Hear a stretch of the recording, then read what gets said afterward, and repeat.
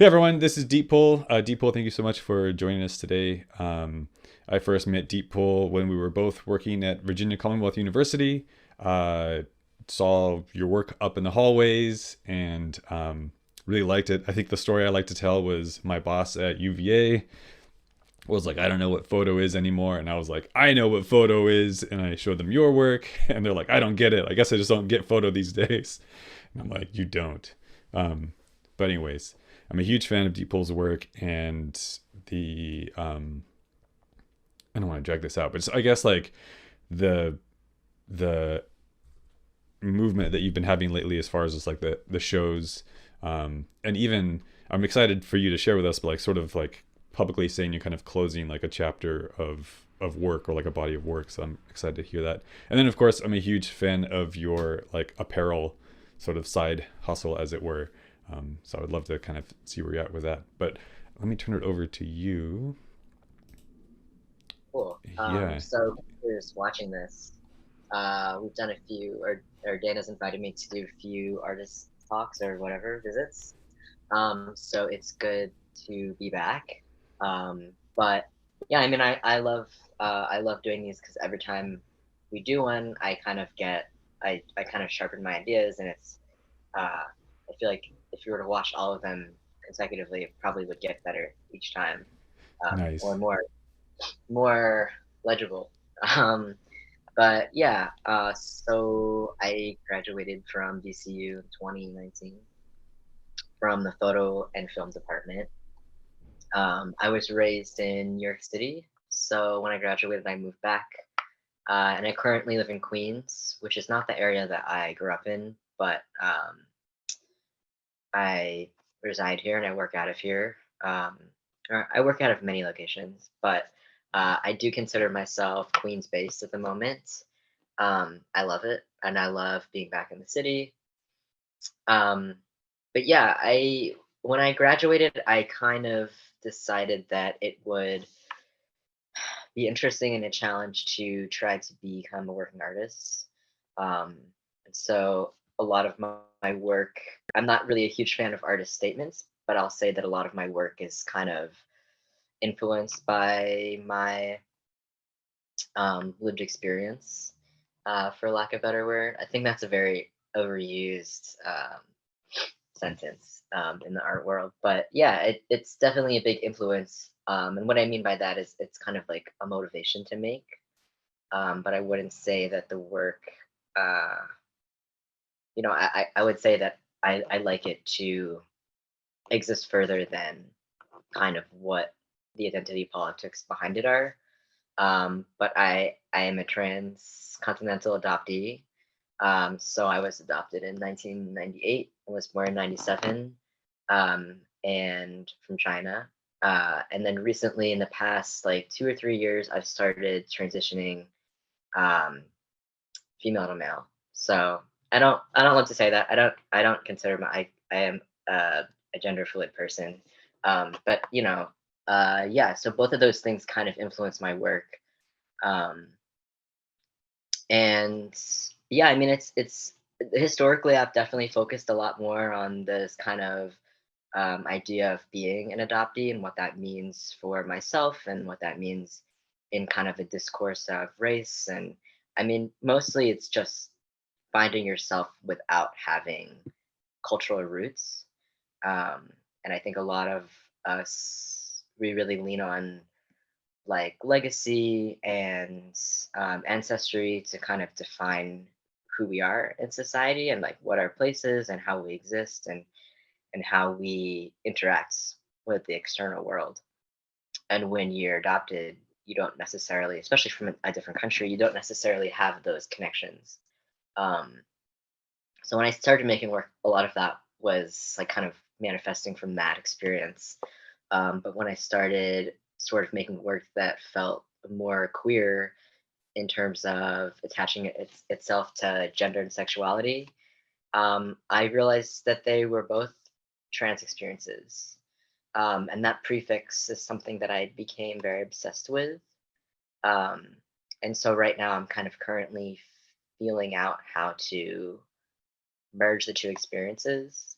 Um, and kind of create a third with the work that I make. Um,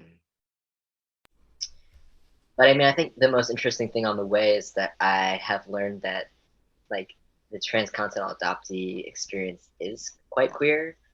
And I think with a lot of my work, I'm kind of trying to pull back on this definition of what is queer, and it kind of be detached from gender sexuality. Um, of course, there's Nice. like a great significance, and like I'm very like that word for me. Yeah, it extends. And what does it mean to be other? What does it mean to kind of exist at odds? Um, so that's kind of where I think they bridge.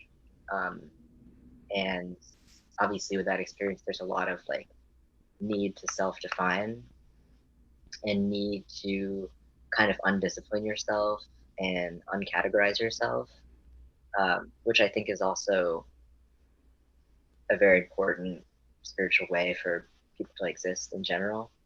Um, but yeah, I I guess that's what I have to say about kind of the conceptual and like a spiritual and emotional part of my work. Um, but yeah, Man, can you imagine if more people like undisciplined themselves and uncategorized themselves? That was really beautifully said. Yeah. yeah. I mean, I think it's that it's a way to live that that is not, you know, it's for lots of people. It should be, I think, for everybody. And there are a lot of ways to approach that. Uh, and I think starting at kind of a very like what I think of with like the reason I make work is because that's what I know, and that's how I know how to express myself. But for me, it's really important to kind of take that to a macro level, um, and create that discourse with other people of other experiences, and kind of like learn how to connect with community, by using a very specific narrative, and really drawing it out. Yeah, you said you said you don't like artist statements, but this is like so coherent and so cohesive. Yeah, it's awesome. Is this like Thank off the you. top of your head, or is this like a thing you've been developing for some time? It's definitely been developing in my head. I'll say Yeah, that. yeah. Mm. I Yeah, didn't want to. yeah, Oh, I didn't want to stop you earlier, but when you said the lived experience and how that's kind of like a, it's everywhere right now, but how you classified it as a motivation to make, like instead of like the work is, instead of the work being about this, it's this is motivating, like a, I guess you keep saying like an extension or like, yeah, like moving beyond that. I think that was awesome, calling it motivation to make is like a very simple, very understandable force, I guess. Yeah. right. Yeah, and I mean it's interesting just now that you're like, oh, it goes beyond that, because I think the prefix trans itself is like it means like to go beyond. Yeah. Um, but yeah, I forgot what I was gonna say. I lost my train of thought. I know, But sorry, I interrupted you. oh yeah, I mean, I think the general takeaway, you know, from this kind of statement or uh, way of viewing the work, conceptually, is that it's really just about being in flux. And I don't think that that's like I don't think that's a experience that is necessarily original. And that's kind of why I want to pull it out, and create kind of this macro experience for a larger community. Um, but of course, that's kind of what I work through. And I think because I say that, I also make a little anti-artist statement, because I'm always changing. So there's no reason to kind of like solidify a response, or like a definition of what the work is, because I mean, who knows, like I wasn't thinking about this 3 years ago, it's 5 years ago when I started making work. um, but yeah, I think the idea of ever changing, and also really not knowing and not having the answer, um, is definitely really integral to my way of working. Um, I mean, yeah, and this kind of like ritual of making work and existing too. Um, yeah, Yeah. Sorry, I'm taking notes. yeah, they're good. um, yeah, like we're never gonna get to the work because I'm just enjoying talking to you about artist statements. I think it's sick, like building the idea of flux and ever changing into even just like an oral document. Yeah, it like leaves it open and it builds that into the text, so text can be so finite or so finished, to like because it's so codified, like it's hard to like kind of break that open, but installing that like right in there, I think is really powerful. Right. Yeah. I mean, yeah. I mean, I could just reiterate myself. I think that like being in motion, I think is a really interesting way to think about art, and also just human development. Like we're always growing, we're always changing, kind of no matter what our where we come from, what our backgrounds are, and that's an inherent part of being a living organism. But Damn. I guess we could go into the work a little, so we don't. I Yeah. don't want to take up too much time, kind of theorizing right now, but I can do the thing where I share my screen. I think that's uh always helpful. yeah, yeah, and I think I've set it up so you can. Yeah, it should be good for you to go. Okay. So I'm usually pretty bad at kind of like jumping into the my work and like what I make and stuff. But here's my site. Usually I kind of just scroll through. I think that's kind of the best way to present the work. Um, but yeah, this is my site. So this year I have had two solo shows, which is really exciting. Um, and they were both commissions, so I was able to go like pretty hard on them. But this right here, which I'm scrolling by, is like one piece of documentation from a show that I had in Connecticut in like August, I think. Um, and then I had a one a little bit later that just closed about 2 weeks ago in the Bronx, which is what I'm scrolling past right now. Uh, so they're both like drastically different, which is something that I can definitely talk about too.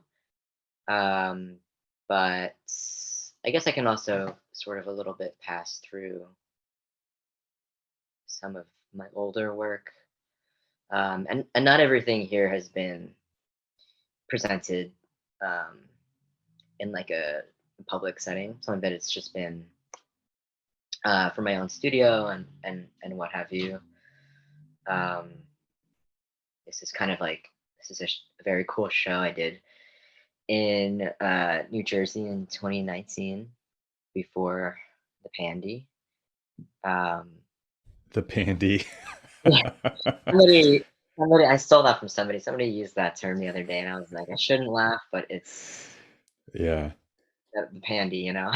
Laugh to keep um, from crying, yeah. yeah. Um, this is another kind of like cool show that I did in Richmond right after I graduated. Um, and yeah, some stuff. This is my thesis, which was I miss it sometimes. It's a good time. Let's see. Um, but yeah, so as you can see if you're watching this, I kind of have always been working in this mode where I'm definitely very based because, like I said, I was trained in photography. Um, so it's what I'm used to, and it's what I know how to kind of manipulate. Um, and then kind of further down my like undergraduate career, I started working through like text um, and kind of these like sculptural elements. This is some really old work that I did when I was like spray painting shit. Um, but yeah, I started kind of working a little bit more sculpturally and graphically, which became a lot of like this question between is it sculpture, is it image, is it installation, um, is it site specific, and that is kind of the mode that I work in now, especially as I have kind of some opportunities to present in person, and in spaces that uh, other people can visit. Um, but yeah, let me just scroll up to kind of this most recent stuff. Um, yeah, I mean this body of work that I just presented, um, is really new to me, so I'm still processing quite a bit of it. Uh, but usually in the past, I've been working in this kind of like monochromatic tone. Uh, so it was very exciting to kind of like start to work in color more, which I have in the past, but I don't think anything like quite this vibrant. Um, so that was definitely something that was really exciting for me, but also really nerve wracking. Um, I feel like the best thing I can do right now is answer questions. Nice. That's what we'll do. Yeah, yeah, yeah. I always like asking questions. I um, operate that way because everything's like yeah. it's Could very easy. you, like, I know it might sound like you're repeating yourself because you've talked to me about this a number of times, but like, I freaking love the locks. I love the reference to photo making gear, like the C stands and clamps and all that. So I see like two sort of, or like, two additional, at least I should say, like sets of vocabulary, like the construction-y kind of gear. And I guess I could include the locks sort of in there, and then like the photo industry kind of gear. Could you talk about how you use those in your work? Because I love that. So Yeah, definitely. I think that kind of with this work, I've used this method of execution before, only once, but yeah, I mean, I think there's a huge reference to kind of what I learned being trained in photography and kind of the equipment that surrounded me. Um, and I was always kind of interested in like how to use it, but also how to interrogate it. Um, and I mean, like I just said, yeah, it was all around me. So it was kind of this like as I was kind of learning how to present my work in a more um, with more installation, I was kind of just like grabbing at what the resources I had available to me were and kind of what I felt comfortable using and what I knew how to use. Um, it kind of becomes this like meta thing too, where you can kind of like begin to see like the artist's background, like technically, and then you can also kind of begin to see these structures as also part of the work, um, and they kind of they I don't know how to say they reinvent themselves in a new way that becomes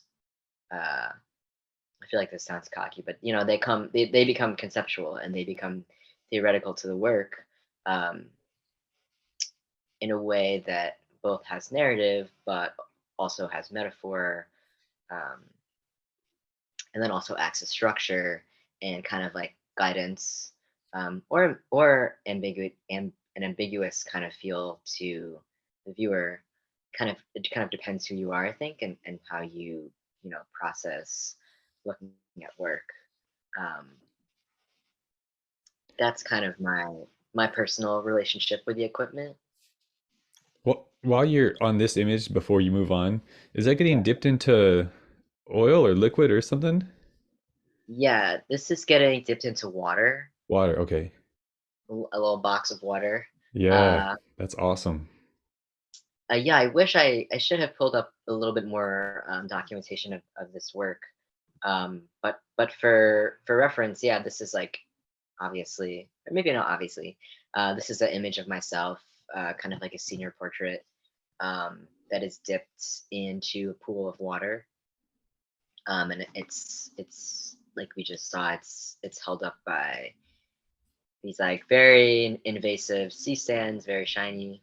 Um, and then it's further held by these clamps, which are called butterfly clamps.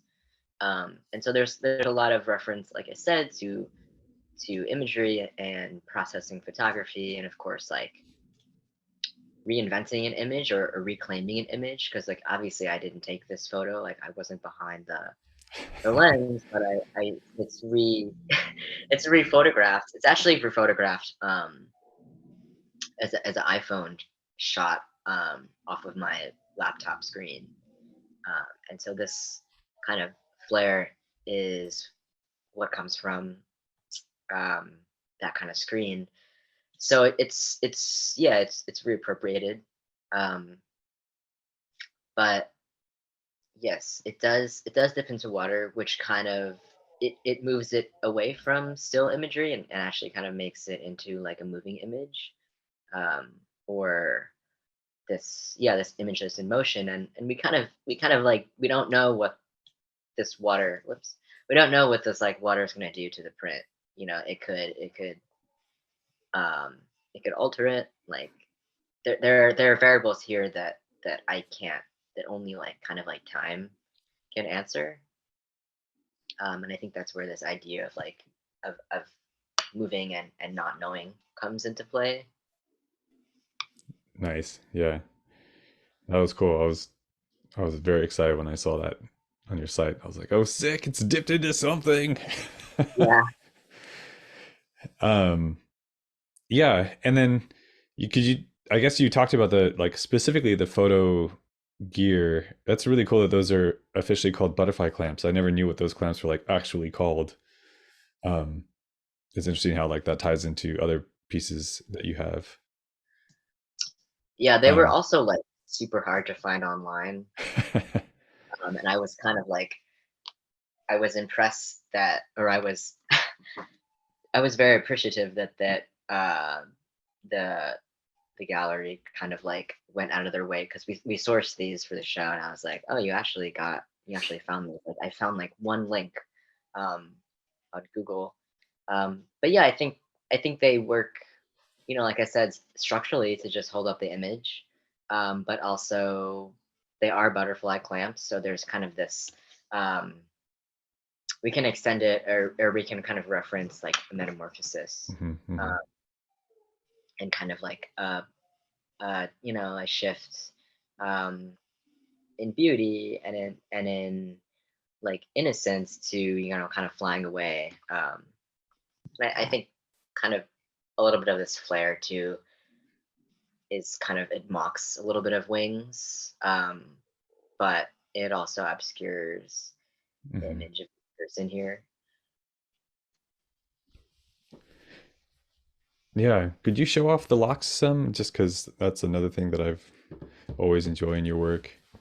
Definitely. Let's see if you Oh can yeah, see. I like it here. It's a little crunchy here, but I did bring in the lock and the Yeah. key for this new body of work, which is really hard to see, but in the specific photo. But um, it's a translucent. It's like a poem, or I like to call it lyrics. It's these laser engraved words onto like a plexiglass. So um, and again, I guess an important thing to note is that with a lot of these kind of heavy duty, like industrial, um, like applications and tools, like they're never really holding up anything heavy. Right. It's always like a piece of paper, or in this case, it's a little piece of plexiglass. Um, so that kind of comes into question with like what's the point of using something that is supposed to hold something that's like 300 pounds, 400 pounds, Hmm. have this kind of like fragile thing attached to it. And you can kind of take whatever you want from that statement. Um, let's see if I have a better image of the lock and key, which I know I do because we look at it. Okay, yeah. Oh yeah, yeah. Well,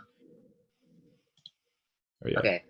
I don't know why it's not letting me close up, but this is kind of when I introduced it into my work, um, with this kind of like connected lock and key holding up uh, like an image, and this is the same piece, so it's like a double-sided print, Ah, I um, see. Okay. and I will say that this print is very it's very fragile, but it's very lightweight. Um, so again, like these kind of like heavy duty security cables are a bit paradoxical to what they're doing in the work and what they're holding up.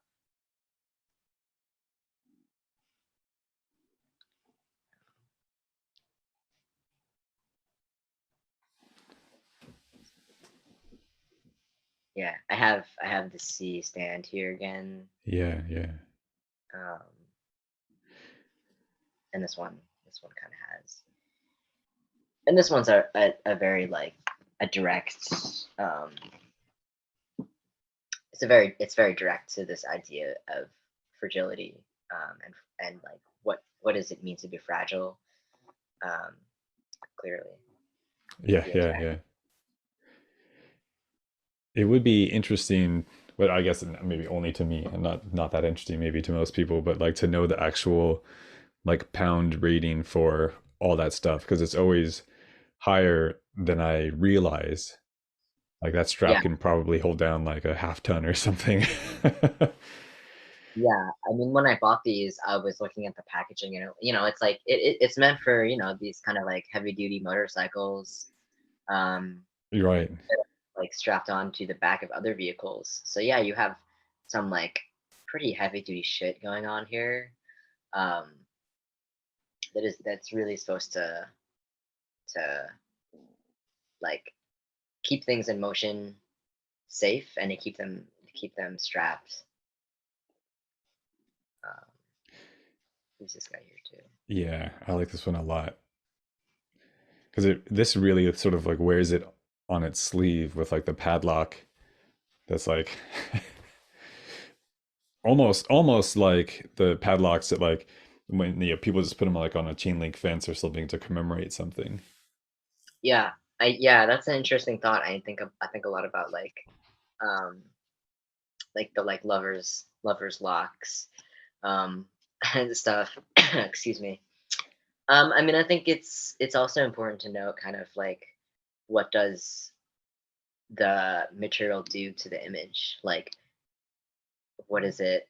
Does it changes its kind of it changes the read of the image? And I think it's very apparent here where like there's a lot of tension going on, um, because it is a ratchet strap and it is used to like really hold things together.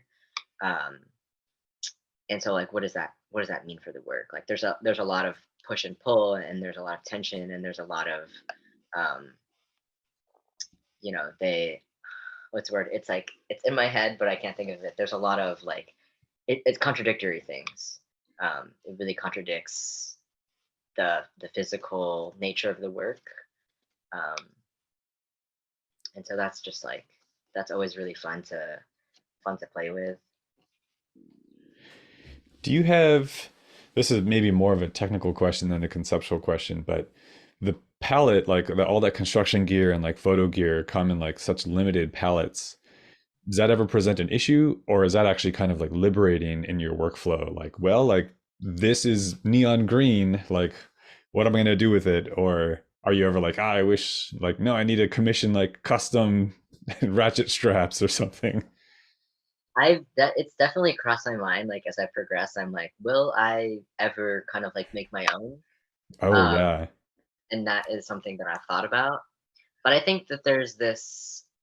I mean, sometimes things just work out. Like I, when it, like I can answer that kind of in a progressive of way of thinking where it's like this is the person who ever bought them, but then kind of like coincidentally they matched the image.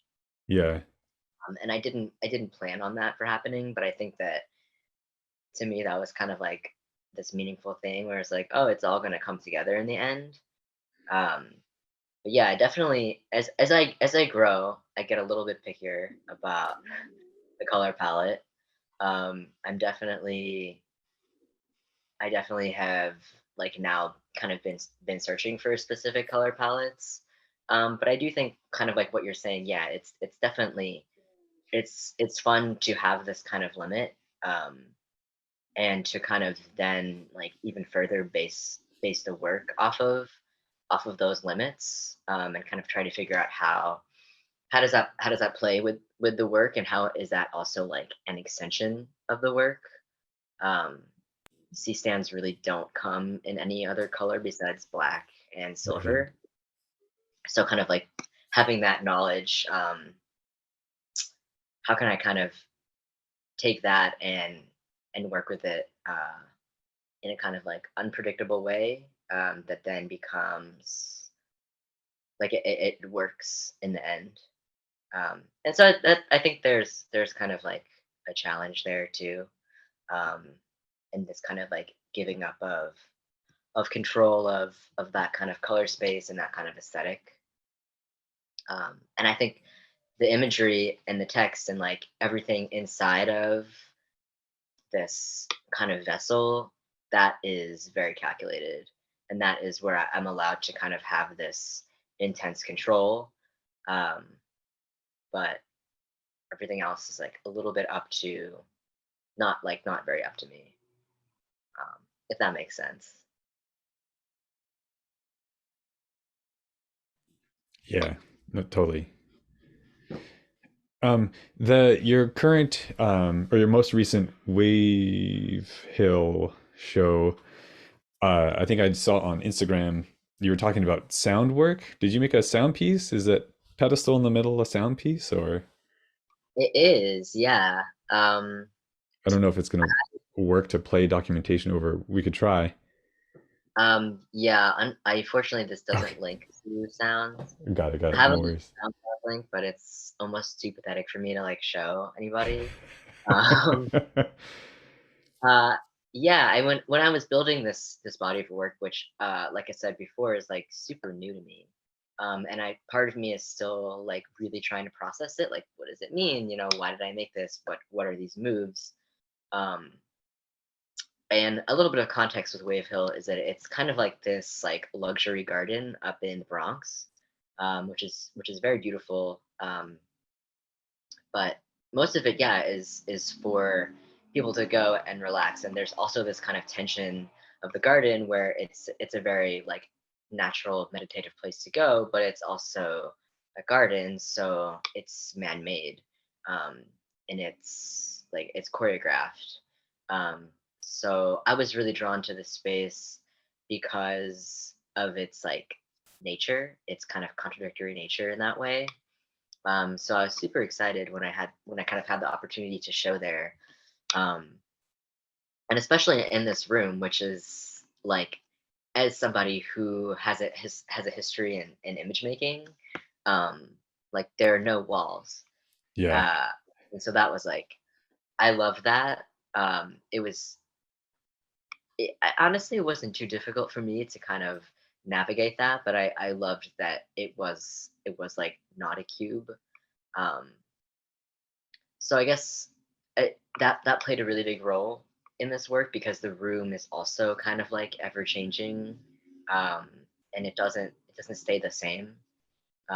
There's no real like continuous lighting because it is lit by the natural sun. Um, so kind of going into that, I knew there was going to be a lot of fluidity in the room, in the work. There was going to be a lot of tension between like how I use light, how I've historically used light, and how natural light's going to affect how that is like perceived. But yeah, I had kind of created this body of work already, and there's this piece in the middle which very much like mimics like a vinyl. So this piece actually spins, and it goes on loop kind of like forever, or at least that's what it's supposed to kind of uh, reverberate, is this idea of like foreverness and like uh, loop and like no end, no beginning. And I was given advice by a lot of people who are kind of like I was very confused of how to execute this, but a lot of advice I had gotten was like, I think that this would benefit a lot from sound, and like what sound is this, quote unquote record play? Um, and so I it's really a simple loop. It's just it's an audio recording of waves, um, both up at the Hudson River and the Rockaways that I recorded this summer. And so it's a loop of this kind of like super bass heavy um, sound of natural water like receding, um, and doing its natural thing. And so to me, this is kind of a sound piece, I guess, and this kind of pedestal I built um, to kind of overcompensate the fact that I don't really work in sound. I built this pedestal as kind of like Nice.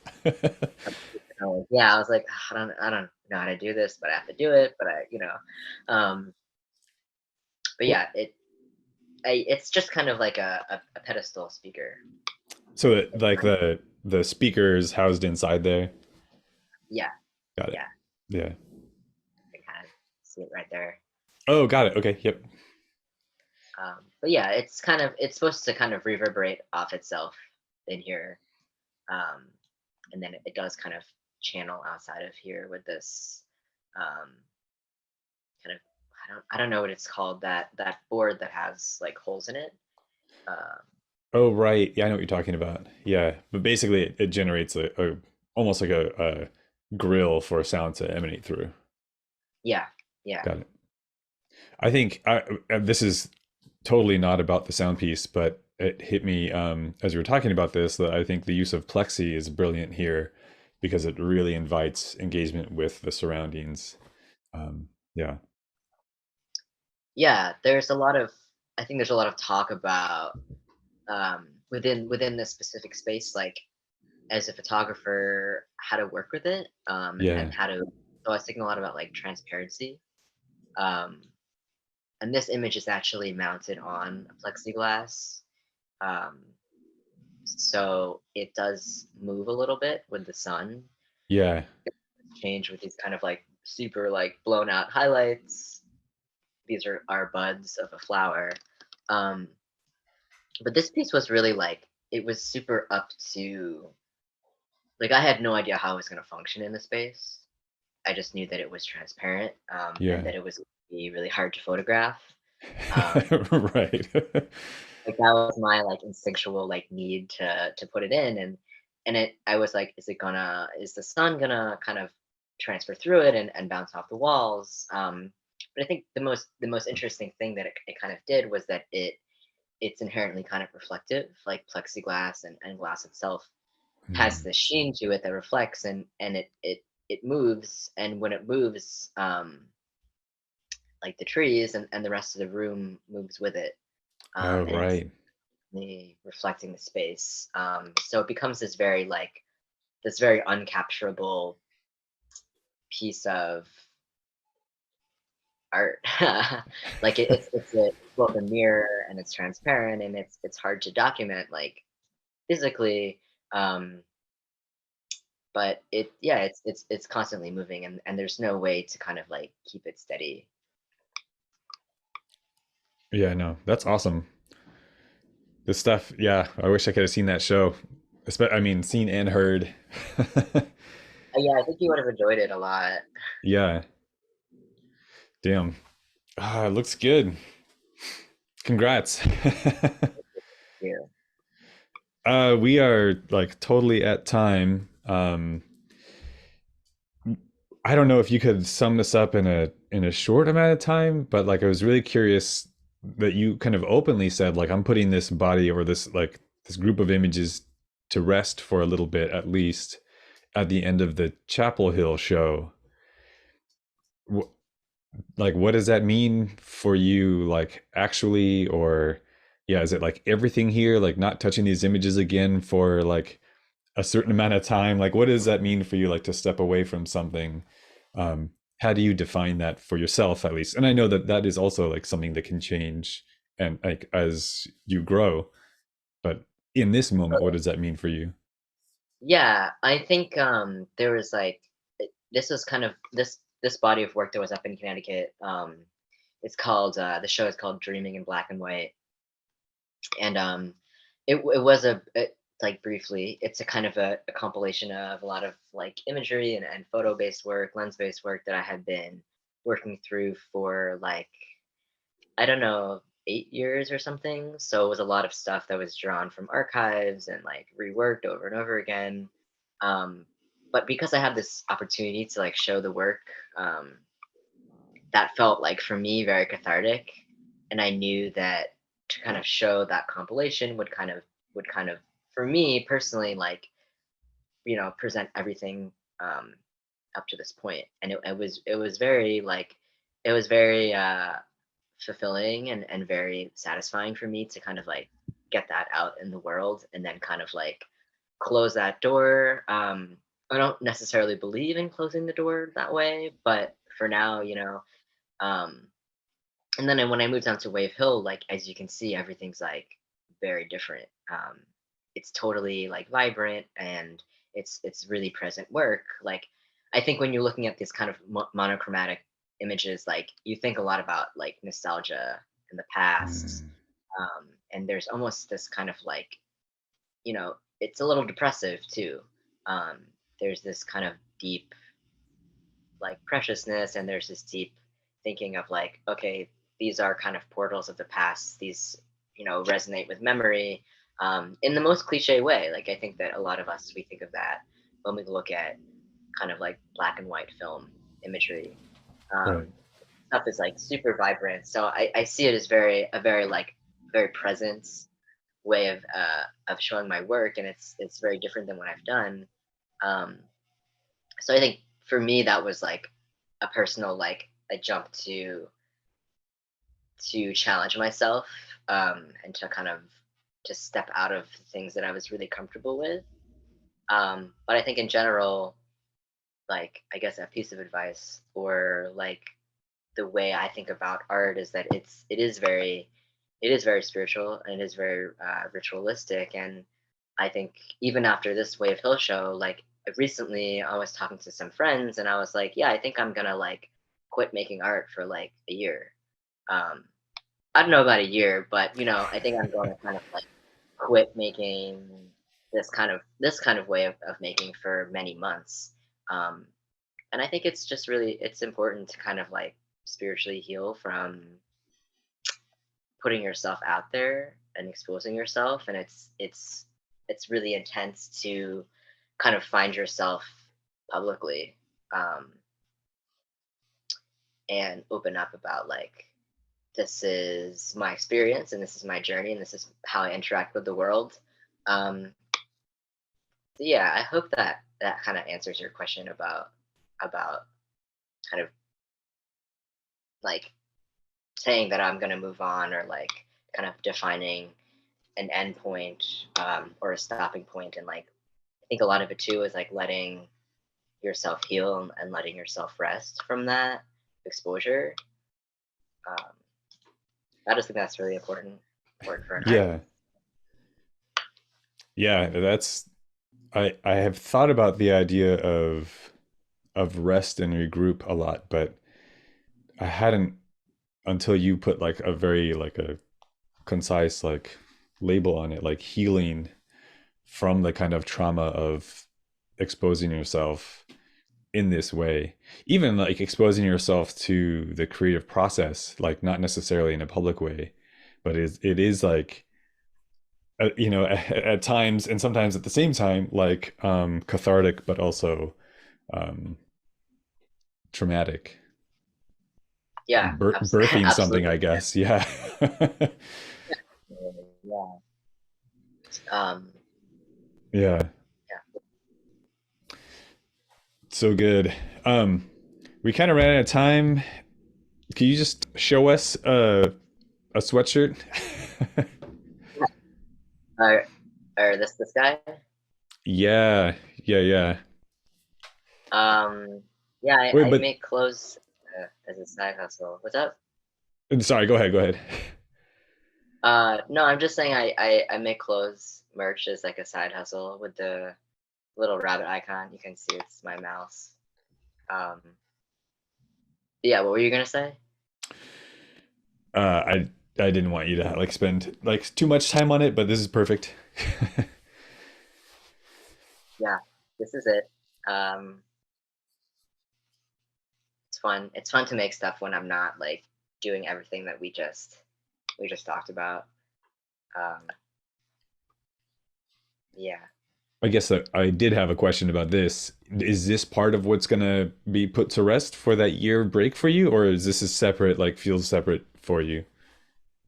I don't know. I think right now I'm working pretty heavily on it. Okay. I plan to kind of rest on a lot of stuff and figure out my life, but I don't think I'll ever really stop doing this stuff because it's super fun.